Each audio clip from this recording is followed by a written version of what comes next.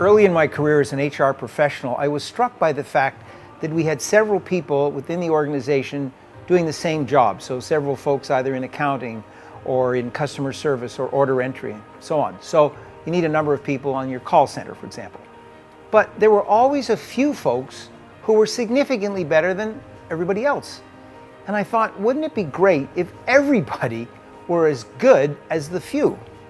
And that led me to realize the power of training, the power of giving people the skills that they need to truly be brilliant. So you have a workforce of really great people. Most of those skills relate to the functional area, but they also include to behavioral things, like I know how to run a project, I know how to communicate, and I know how to operate within the system by being sensitive to other people and so on.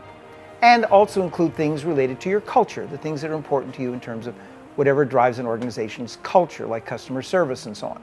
So if you think of functional skills, personal skills, and cultural skills, I can train on all those things. And if I do, the person becomes greater. And that is a huge benefit to the company. So as an HR professional, we need to put a tremendous effort on training and development to allow people to develop to their full potential. And that actually is the area of expertise that I've chosen for Eagles Flight to play in. We are essentially a training company that changes behavior by giving people the skills they need to be excellent.